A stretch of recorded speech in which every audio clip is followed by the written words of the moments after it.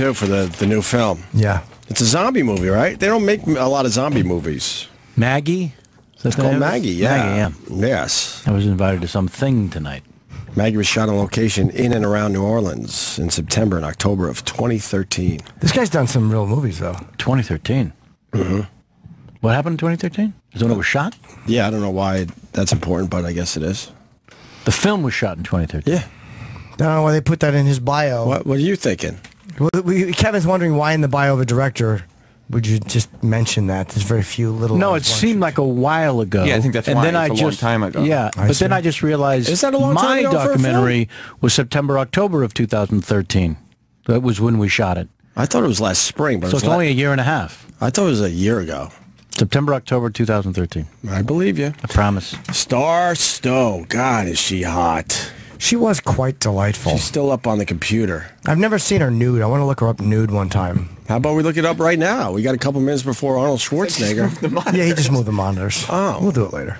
You sure? Yeah. Because Sam has to do that to adjust the mic so that the director can get to it. Ah, I got Should you. we talk about my next directing gig? No, I did not. Oh, okay. So you got a directing gig off Misery Loves Comedy. The buzz, the hype, No the kidding. smoke and mirrors. It's an animated version of We've heard Apocalypse Now. good things. Because you never really did this before. No, and To certainly this level, this directing thing. and not somebody else's script and all that stuff. No. So, my acting agent submitted me to this movie that was green-lit. And the producers called back a couple days later and said, we're hearing great things about his documentary. We need a director. Maybe he'd like to read the script and come in and pitch us his idea about how to direct the film. That arguably was the head-exploding moment of all time. You know, because... it was not based on them seeing the film necessarily, but just hearing about it. Right. And it was just a meeting. That's all it was. And it's a very funny comedy. It's a high concept based on a true story. And this guy they found a true story. They put out this book, found a benign tumor on his pituitary gland, causing him to never go through puberty. So he's a 30-year-old guy, fully grown adult, with a life and a business and what have you. Wait, I got to slow you down. So never gone through puberty. So what did he look like as a 30-year-old? No facial hair? No facial hair. High voice? His voice had not lowered. It had not dropped, as it were. Right. No muscle tone? No pubes. Which No you can't, pubes which you even. can't see on a fellow in clothing. Oh, me neither. Yeah. Yeah, Jimmy But he likes hadn't to gone be through nice and acne. clean down there. He hadn't gone through acne. He hadn't gone through any of the things that You don't puberty care about brings. Jimmy and his ball bag and how he likes to keep Well, he it nice knows and I clean and assumed. fresh? I assumed as much. Oh, okay. That's shocking. Also, I'd heard it before. So the guy has no pubes. As a fan of the show, I hear about Jimmy's ball sack, I think, in a regular A lot. basis. Yeah. It's part of the... Ball bag. Sorry, ball bag, I yes. got to stop saying sack. So, it's called Late Bloomer, and I'm directing this movie. We start at the end of June. Boom. And then the reveal you told us, can I say it? I don't know if you should. That he It's a goes through reveal. puberty at age 30. Did you say that on it? Yeah. So okay. they removed the benign tumor, as he wrote about in his book. This really happened to a guy. Right. So I just went in and said, this is a high concept comedy. The fact that it actually happened, we have to take advantage of that and really focus a little bit more. And So at 30, he hits puberty, so that you're talking, he gets the zits, and finally the pubic hair comes uncomfortable in. talking to women. He had no sex drive his entire life. Wow. So he knew there was something wrong with him. He just didn't know what the fuck it was. Did he get laid, though? No, he couldn't. He had literally no sex drive. No desire to fuck. No. Yeah, and but so why do they explain what But no sex drive is? my kid already has boners, but he's not, going through puberty. So that's not a dumb question. I that he think could that's possibly have biological. sex. I think that's a biological reaction, but there's just no desire as it were. I'm all right. Is he going to come in? Bring I him in. just passed him in the hallway. He's here. Holy fuck! Okay, good. What'd you say? I didn't see anything. Hey, Governor. Is he coming down the hall? He's about to. He has to check in the lobby. All right. So I don't No, want. it's fine. So that's what this film's So gonna it's called be about. Late Bloomer, yeah, and we just started casting, and I got to do a little polish on the script, which is nice. And Is there a little walk-on role for anybody in studio here? if you can be in Los Angeles, I'll fucking fly to Los Angeles right. tomorrow to be in another. I like to say in another Kevin Pollak you could be feature. to me what J.K. Simmons is to Jason Reitman. It's just like a lucky charm, and you have to be in every one of his films. Beautiful. All right, Jimmy, I'm sorry. That's all right. All I right. mean, I feel I don't want to steal the You movie. didn't ask. Yeah. Is he here? All right, so So He's down in the lobby. He'll be here in a minute. down in the lobby. Did you see him? Why, that's nowhere near us. They don't make Arnold sign in. He just walks in. It's Arnold Schwarzenegger. Maybe he needs to tinkle. It really is a thing. Yeah. He's just a man. Yeah. Is he though? Yeah. I think he's The so man, much he's more. a machine. So much more. He was the biggest movie star for a long time. I'm telling you. What was his run? Where he was the complete American dream. 84 to 2003. Pretty much from the Terminator to when he became governor. No one bigger? Before that. No, there's had a few people Conan. who have had a run of maybe 10 years. Like Burt Reynolds was. Remember, Burt had a 10-year run. He had a easily. big 10-year run. But yeah, it's nearly impossible to have that kind of success. To be honest with you, you think of George Clooney and Brad Pitt as being two of the biggest stars in the world right now, right? But they don't open every movie to 100 million. Right. Some of their movies just sit there and barely make a blip. Yeah. But they're still considered icons and movie stars. And to have a near 20-year run of every movie making a shit ton of money, it just doesn't happen. Right. Well, with action movies, they kind of translate better than romantic comedies, like overseas. Sure. It's kind of hard to translate, No question. a lighthearted romp into Yeah. French or, Swahili, but action stuff really translates. That's why my stuff is done very well. I think I'm not going to talk during this interview because I think I'm going to say something stupid. Okay. I'm panicking. No, don't panic. If you I'll want, give him a hug when he comes in. He's a friendly guy, right? If I give him a hug, he's you'll be okay. very friendly. I'll give him a hug. Yeah. I'm panicking. It's And Arnold also, Schwarzenegger. if you've Yeah. learned anything, it's that he understands the show. How does he know the show? Not because our it's show. because it's a show. Yeah. Well, you get your hopes up there just for a I second. know. I know. Well, in one of our phone calls, he brought you guys up, and Oh, that literally makes me want to hug you. That was so boyish and adorable. It really Do you mean he was. listens? No, he doesn't. He's just, Yeah. saying in the context of it's a my performance. greatest embarrassment was the Wayans brothers. Oh, my God. That's the greatest clip on the show. More so than Ice Cube. More so than that? Do you know the Wayans brother one? No. Oh, I know the Ice Cube. They were complimenting. Who were they complimenting? Each other? Or, Each other, and I'm thinking they're talking about us in the show, and I'm like, I'm just selling. I'm like, oh my God, don't say Yeah. that. Oh, fuck, I do my know this. God, It's a oh moment my of God. abject humiliation. I know this only because you played it back. But I was the only one that said Yes. I threw myself under the bus. Yes. I'm like, do you guys know what I just did? Yes. Is he here or not? Yeah, he's probably just checking in, washing his hands. I think at this point they're torturing you. Oh, yeah, the Wayans clip. I don't know if we have time. Do we have time to play this? I don't know. Do you have 16 seconds? Yeah, all right, yeah. Play it. Sure. It's a great show. J-Pack's in I ain't there. saying Yeah, that of because course. I'm on it. Thanks, but, guys. I appreciate it. Come back and see us. Definitely. It's an honor to be working with my God heroes. damn. And it's my is nice to work with. Here's why that. Wow. Can I say that's why this is so humiliating? Wow. Whenever that happens, I can't look at Oak for at least a minute because it was one of those things that's so funny because it really is. It was so you were doing it so sincerely. I thought you were joking. Like I literally No. thought he was breaking No. balls. No. But in that clip, you hear me go, oh. Because I Yes. do realize, I'm like, Yes. Yeah. God damn. Like I think you were just joking I'm around. Like no, I don't know what got over me that came over me I that don't know. It was day. cute, though. He said working with my heroes. Why would I think that? You weren't feigning. By the way, you weren't feigning embarrassment. You were reacting genuinely. Yeah. To a compliment. It felt awkward to you. That's what it sounded like. Yeah. Like, You- oh, you please misread. please don't do this. to Why us. are oh you my God. heroes? Come on. Right. Oh, it's so Not even my embarrassing. own children think that. But if you hear the clip again, you'll hear a quick, oh, fuck. It's like that moment in Heat, the movie Heat with Al Pacino. I told you that one with Hank Azaria's off camera. Yeah. When Pacino he's yelling at Hank Azaria's character because she's got a big ass, right? And you hear Hank off camera go, "Oh Jesus," and it was Hank reacting as a person, and the director Michael Mann kept it in the movie because it fit the character. Oh, beautiful. Because as a person, Hank went, "Oh Jesus," Right. Just based on the line reading. That's funny. Yeah. Why he thought it was good, or he thought he was talking about somebody else? Just thought it was big as Wyoming. Oh, he thought it was too big. It was ridiculous. Are you looking to see if he's coming down the hall, Eric? I don't see him. By the way, when was the last time you guys felt this way about landing? About 2 hours. The way that I'm What do you mean? witnessing.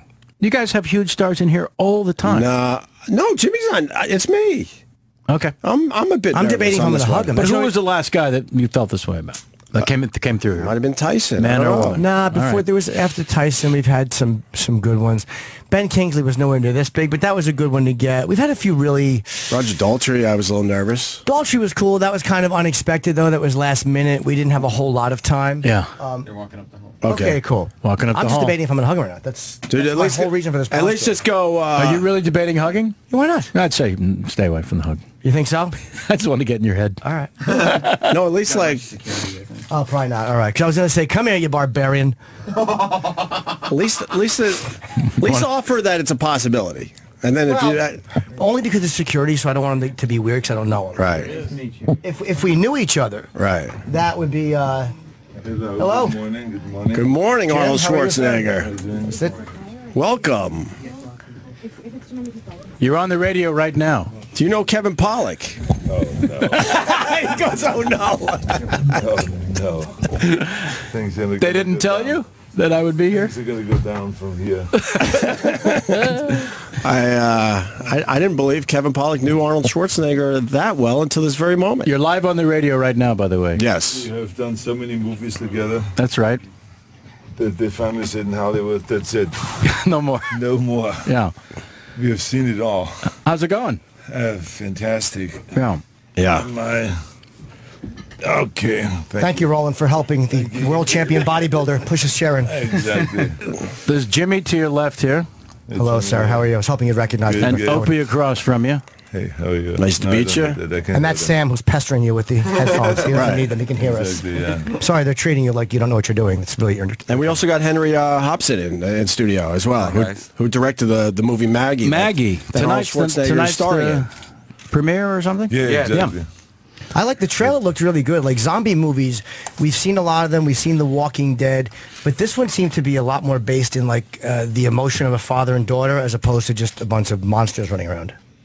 That's exactly right. Yeah, I mean, it's the way of looking at the project is zombie movies like growing up. It's like we're seeing the aftermath of the event rather than the bite, the furious, like horrible side of it. We're seeing what happens to families, what happens to communities, what happens to individuals after the event, and really charting the interactions between a father and a daughter. Well, it's a 2-week incubation period too, whereas like The Walking Dead, it's like, you know, in the same episode you're bit and then you turn. Right. Yeah, it's a little longer than that, but it really is. It's about just watching and seeing a family. What happens to an actual family? Yeah. It's more like a real version of the event, and that's what makes it more terrifying. What? You Yeah. suddenly realize.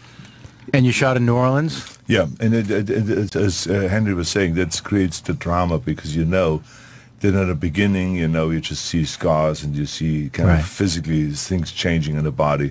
But then as time goes on, the person, on week 4 and 5, the person starts getting hungry for meat and for blood. And from then on, when you have this person in a house, it becomes very dangerous. And she herself becomes very concerned of what she may do to me. Right. And of course, in the movie, you see the whole family move out, and the kids move out, and my wife moves out, and they all totally disagree with me to have my daughter at home because they want her to be at quarantine and to be in the hospital and to kind of let's get her out of here. But it's played for real instead Totally of... played for real. Yeah. It's what made it to me very attractive is that we don't see just thousands of zombies running around and attacking, and then it's the war of the humans against the zombies, and Right. you see the slaughter and We've all seen this it. kind of thing. We've seen all that. This one focuses in on one family and one situation. It's kind of like when you watch the Olympics and you see the thousands of athletes, and it doesn't really mean much, but then they focus in on some of the athletes and Right. their life story and their struggle when they train and how they get to become a champion. That's what then becomes interesting watching the Olympics. The same is kind of here. You really focus in on the family and all the dramas, and and I think there's something that I probably wouldn't have even done 20, 30 years ago. I couldn't have related to it, but now having kids myself, I mean, it's the worst nightmare in a way, I think, for a parent. Right. To see your child die and and lose your child, and this is exactly the drama that I go through as a father in this movie. How hard was it to get back into this movie making schedule after 8 years of politics? Well, it was, I jumped kind of into politics very quickly. I remember in 2003, I was just finishing off promoting Terminator 3. And literally like 3 days later, I decided that I'm going to go and jump into the governor's race and then announce it then at the night show. So it was, just as quick I went back into the movie business. When I was finished with the governorship after 7 years, I jumped right back in, started doing movies again, and I really have enjoyed it thoroughly. And especially, it's when you have movies like this come along that were on a blacklist, which means that it's a movie that is voted as a spectacular story, but it hasn't been made yet. And so when Henry came to me and presented to me the idea, and then showed me album of pictures of what the look will be of the movie. And we talked about the story. I got hooked on this one, and this is now kind of like that was my fourth movie after I finished the governorship, and then after that I did Terminator 5, and which is coming out this summer. So it's things have gone really well. When you get into politics, like Obama he was a community kind of activist. He didn't have a tremendous amount of years, and neither did you. What was different about it than you thought? I think, like with him, do you think that he meant to be transparent, like he was sincere, and then got into politics and like wow, this is just not possible? Who are we talking about? Obama, because you both had you didn't have 20-year political careers before, so I'm saying you can kind of relate to that. Well, everyone has a different story. You have to ask him, what was his story. But I mean, I just know that I just thought that California was mismanaged, and that we can do better than that. And, that even though I had maybe a lack of experience, but I had not a lack of will to serve the people. And the problem in politics is a lot of times that politicians rather serve their party rather than the people. And that's where the big problem comes in. So there was a lot of fighting in Sacramento. Nothing got done. At a huge deficit, and we didn't move forward with the infrastructure and with all those things. So I felt like I should jump in and run, and I was very happy that I did that. When world politics had been a hobby of yours for a long, long time, I retell the story on the set of End of Days. On a regular basis, crew members would come up with their friends and relatives and introduce them. Arnold, I hope you don't mind. This is my nephew. So one day I'm standing on the set talking to Arnold, and a crew member comes up and says, "This is my niece. She lives in Tel Aviv." And without missing a beat, you just said, "Oh, they just had the mayoral race," and you named all three candidates and who won and why the other two didn't win. And I thought, the Tel Aviv mayoral race? How could that be at the ready?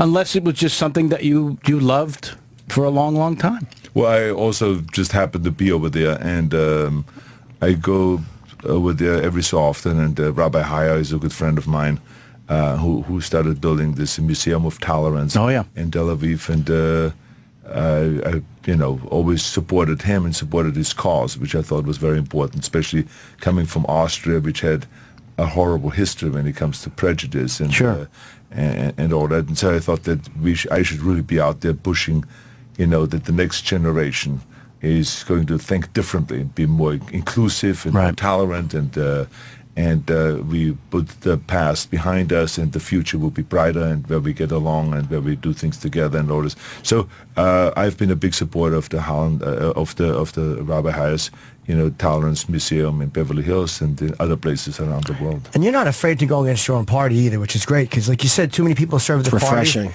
It is refreshing. Like Indiana, you were critical of what they just tried to do in Indiana. Well, again, it doesn't serve the people, what they've done, what they try to do. We have the question always is this the best for the people? Or is this really the best just for the base of your party? If it is Democrats or Republicans, there is the far right and there's the far left. And as Eisenhower said, politics is like the road. The center is drivable, and the left and the right represents the gutter. And this is exactly the way it is in politics, it's exactly right. And so I always believe you got to get everyone back into the center, where we work together, the two parties. That's what it was meant to be, where we negotiate and kind of meet in the middle, rather than being to the extreme right or left. You think they will ever figure it out in Washington? Because it doesn't seem like they want to work together anytime soon.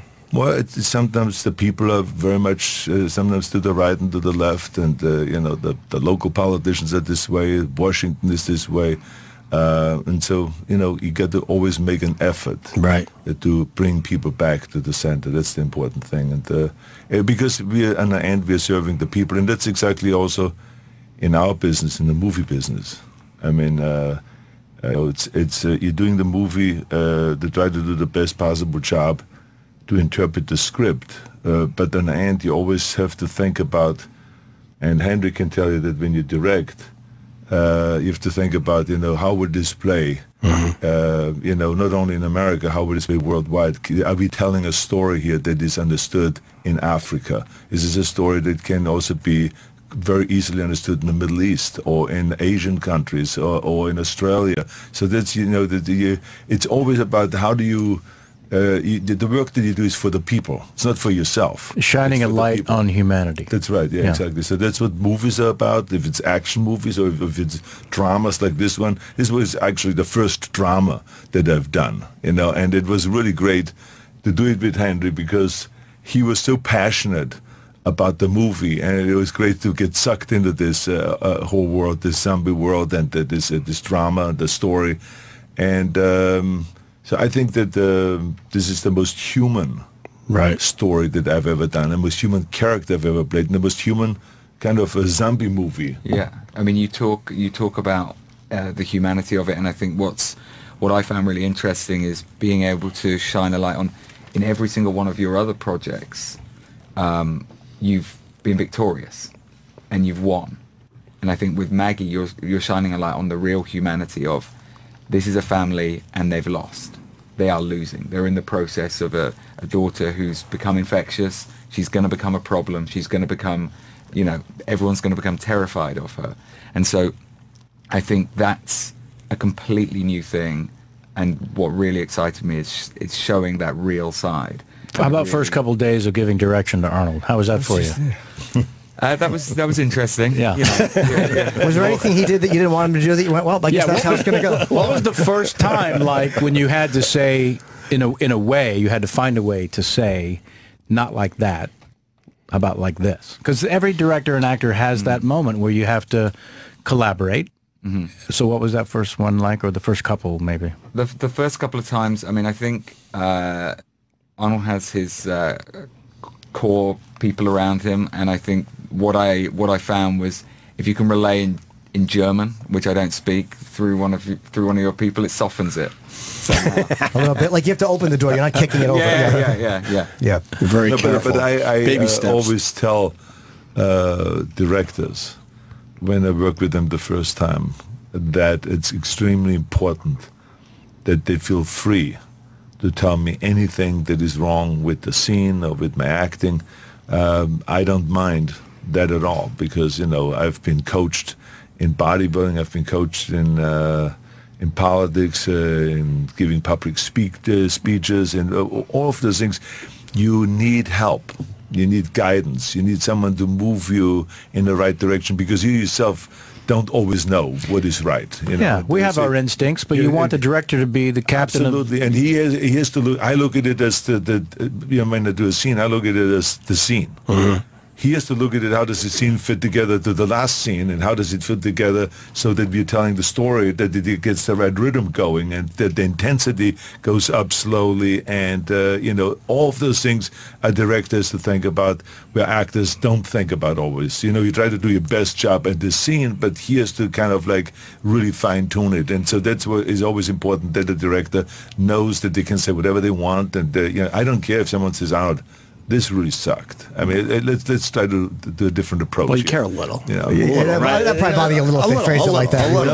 Just a little. Well, we're doing scenes out of order. When you've been in politics for 7 years, you've thick skin. You're used to hearing that. We're doing little tiny bits out of order. The actors don't keep the whole picture in their mind. They really don't. And a lot of times, if you don't have a director who's very on point, having the big picture in mind, and there is not enough guidance, we'll stray off the path real easy because it is out of sequence little bits and pieces that you have to focus very, very intently on just those 90 seconds and make them perfect. I actually want to do that, though. The next time I work with a director, I want to tell him, like, don't be afraid to direct me. Yeah, you tell should. Me what. You should, Jimmy. That sounds like a... Because then they'll think I'm... Everyone is scared of you. Yes, well, no, maybe they're not. It'll but sound like you know what the hell you're talking about. That would make me seem like they're like, Yes. this guy's a bigger deal than we thought he was. Yeah, that's exactly right. Yeah. But did that help you, that attitude? Yeah, absolutely. I think there was an immediate trust, and we'd been chatting for a while before and working together before, and I've made Arnold and Abigail Breslin, who's also in Love her. Oh, but I love her. Great. I'd made them a book with all my thoughts on every scene within the film. Wow. So he could look at the scene and go, this is the director's thoughts, knowing, and also a visual graph of like, here is your arc. You're going to be up here, down here, up here. Had down you ever done that before? No. Yeah. No. And yeah, I that's an extensive amount of work that very few directors do. It's a shorthand so that we had a short production. It's a very low budget film. What was the budget? How long was the shoot? 5 weeks. Wow. 5 weeks. Budget was like You've never done a movie. $8 million, if I'm not mistaken, right? Or 7. A little less. You've never done a movie in 5 weeks, Arnold. It's low. It's low, yeah. Well, officially it was 8. Maybe $1.5 million went to the producers. Yeah. I don't know. We didn't get paid, that's for sure. You've never shot a film in as little as 5 weeks ever, not even close. The first Terminator movie was $6.5 million. But that was in 1984, so adjusted, there would be more than the $8 million or the $7 million, whatever the budget was. 5 weeks. It was the first time I've done a small movie like that. But like I said, I wouldn't have been able to do it maybe 20, 30 years ago. I wouldn't have been able to relate to it. I was then, too much into making money. Today, I've made enough money, so to me, I can now take projects like that and just say, look, don't pay me anything. I just want to do the project, and if there's a profit on the end, pay me that. Give me a little taste. Because it doesn't matter, but there was the days where I wanted to climb up that ladder. I wanted to make $1 million, then I wanted to make 5, then 10, and then there was this competition with Sly and me, where he made 20, and I said, I got to make 20, and then I made 20, then 25, and then he said, I got to make 25. So we were climbing up to the top until we became the highest paid actors. But then all of a sudden, then they say, okay, enough of that. We have done now that. It's like there's a time where you say, I want to have the biggest muscles. I want to do the biggest, most bench press or something like that. And then all of a sudden, it doesn't mean anything anymore to you. You say, no, I just want to have a healthy, great body, and I want to be fit. And you move on from that ego thing. And the same is also with this. It's really interesting when you do a project just because it's a great project and you love the story and you can, kind of relate to it and you kind of think about it. I mean, I had nightmares when I shot the movie about what it would be like really to have a daughter. Imagine you have a daughter coming home and she's dying in 6 weeks and in the most excruciating pain and going through the most unbelievable things and she may start biting people in the family. Yeah. And in the middle of the night, she's on your throat and stuff like that. So, I mean, all this drama plays out. So to me, that was very appealing. And how does the movie end? For that, you have to go pay the $1.25 for the ticket. Oh, no, wait a minute. That's not the 70s anymore. But how does it end? So when you read the script and that was what made you want to do it, you said, this is something I can kind of sink my teeth into? Yeah, but it was my agent. Henry saying, no, not so much. Kivas came to me several times, and he just loved this script. And so many times we always complain about agents that just always just hang there and say, yeah, this is a great project, and yeah, you should do this. And in the end, you always, like in most of the times in my career, I always get in my own jobs. They came to me and said, here's a script, and then the agent would just do a little commentary. Answer the phone. Script. In this case, it was quite different. Kivas, who is from CIA, he really pushed and pushed and pushed. He fell in love with this script a long time ago, and he kept pushing. And so, and I read it, and then I read it again, and I said to myself, this is really a great script. I should do that, because I had two other obligations in the meantime, so we did not know when I should do that. Right. And then all of a sudden, it became clear that this should be the next project. After the other two movies are done, we should do this as the next project. And then I started getting into it, and then I started meeting with Henry, and I started getting obsessed about this project. It's amazing, isn't it, when the agents get that proactive and actually want to push better material your way? It just doesn't happen that often at any level, by the way. You're absolutely right, Kevin. It doesn't happen that often, and we have many times are disappointed about agents and all this. But in this case, I have to say that this guy has been really good with nurturing scripts and introducing me to directors and having a different approach rather than just looking at every script and say, okay, let's do this. This is money for me. I get my 10% and I'm going home and I'm going to be rich and all that. So that's not their thinking. And I only met Kivas recently. It was at Sundance. That's right. Actually. Yeah. Right. I thought he was. There's so few agents that have a real personality just because they're so caught up in the business. Right. And our friend Bruce, he represents, and just talking about a real relationship and friendship between agent and client. I promise you, it just doesn't exist. To have genuine friendships. I mean, there's a part of you that doesn't want to get emotionally involved because it's business anyways. And then every now and then, one of these guys will come along who actually gives a shit, and it makes you feel comfortable. Like I just want an agent that remembers my name. That's all I want. Is when I call, I don't go, who? Oh, I guess we do handle you. That must be nice. How nice though to have someone champion your material like that, Henry. Did you write the script as well? I'm sorry, I didn't mean to assume that. By John Scott III, not the third. John Scott III. Okay. And what do you mean by that? That's his name is John Scott III. Yes. Yeah. Because he's the third. Nope. No, he's not the third. No. So is III his last name? No. Nope.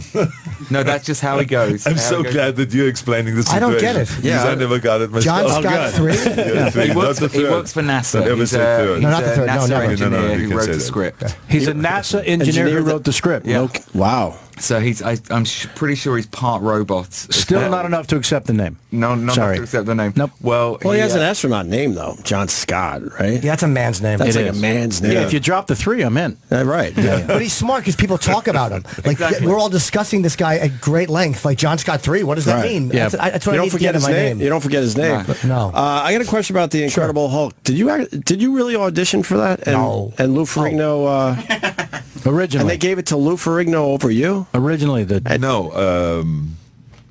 was a guy by the name of Tannenbaum, who was the head of television at Universal, who approached me, and I knew him pretty well, this guy, who was a really terrific producer and studio head and leader of this television division. And he talked to me about the Hulk, but not of me doing it. Because he knew right away that I was going after an acting career. I've just done Pumping Iron and I've done Stay Hungry, and I was very well on my way to get up there and become a leading man. So kind of my dream was that, not to play someone that doesn't talk in a TV show. But he was hoping that I would help him to identify huge men, and so we talked about it at the studio, and I gave him then 3 names. And one of the 3 names was Lou Ferrigno. And he interviewed all 3, and he called me back then 2 weeks later, and he says, we're going with this guy, Lou Ferrigno. He was fantastic. He says he understood the character, and I think because he had a little speech problem himself, he could therefore act out much better the thing he understands, that role probably better. And he was a nice guy. I can work with him, and we introduced him to the director and all this stuff. So I was very excited that I could help them to find the right guy. But it was not one versus the other. Did you really think after 30 years? Funny, you shot another Terminator. Like after all these years, you'd still have to put that type of a physically grueling demand on yourself to do a film? Well, it's great in a way because it's kind of like it really wakes you up. Because I remember when I grew up in Austria, when people retired at the age of 65, they were sitting down on a bench outside their farm with a cane in a hand, and they were schmoozing all day long and, talking about the good old days. And it was kind of over. It was kind of retirement now. Let's just talk about the past. And, the grandchildren were running around and all this.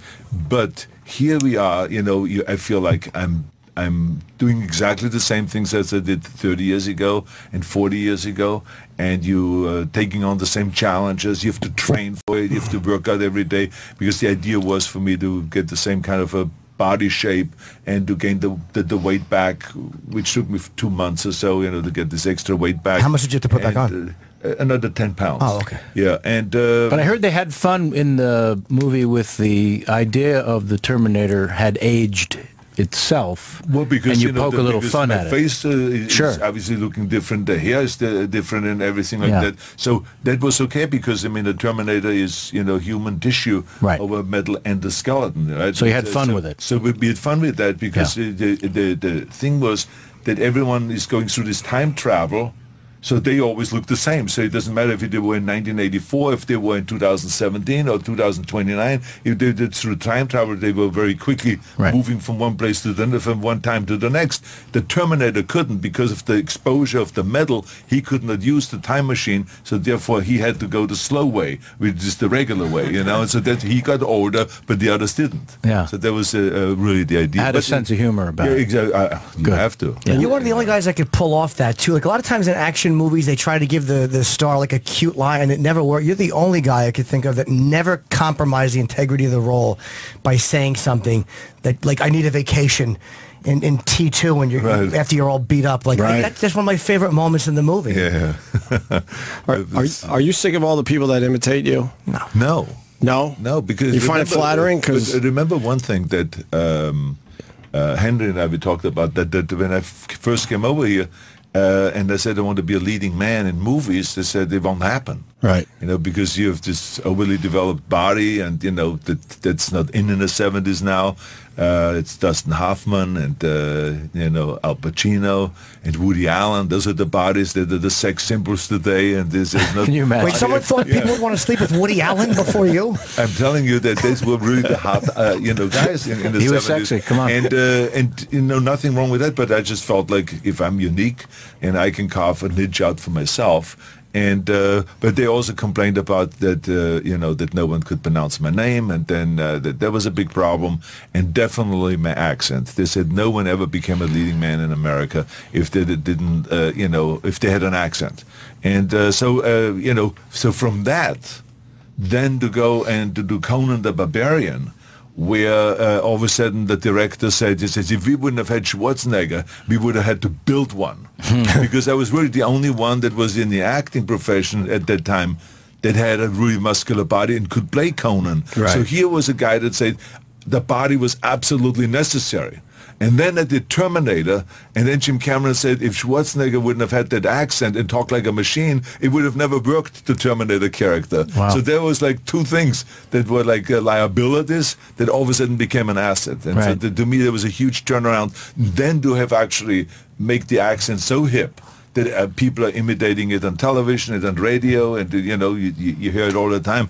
To me, I think it's an honor to be kind of imitated, and the people trying to do the German accent and all those things. So it's fun. Do you think there's going to be a constitutional amendment for you to run for president? I know you were. Wouldn't that be great? Do you really?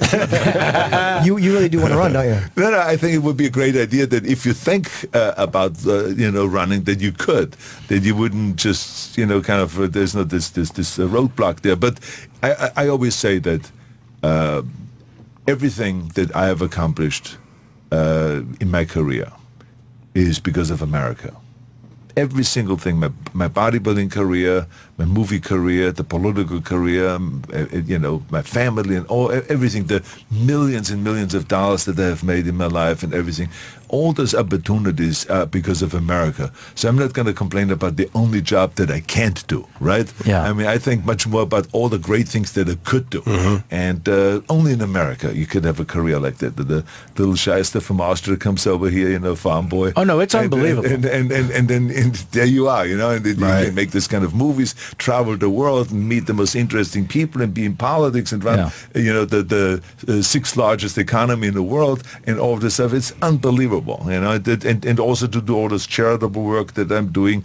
And Kevin, of course, has been a fantastic champion in helping us with the after-school program. Yeah. So the question is, are you going to be back at the poker tournament, which is this Saturday? It's coming up, yeah. Exactly, yeah. After-school programs are extremely important, obviously. I can't even imagine they're taking them away. They died on the vine, so the fact that there's a charity to try to create these programs to bring them back is terrific. Well, I've been fighting for 25 years for after-school programs, and it has been always a battle, and the battle is because people, or I should say children, don't have representatives. You know, in the same way as the oil companies have the lobbyists, and you know the teachers have the teachers union, and they're very powerful lobbyists, and everyone has their lobbyists, and not the kids. Where's the lobbyists for the children? So exactly, and so they always get the short end of the stick. So whenever they want to redo a budget, or whenever they want to grab money from somewhere to put it into something else that they want, they grab it from the kids,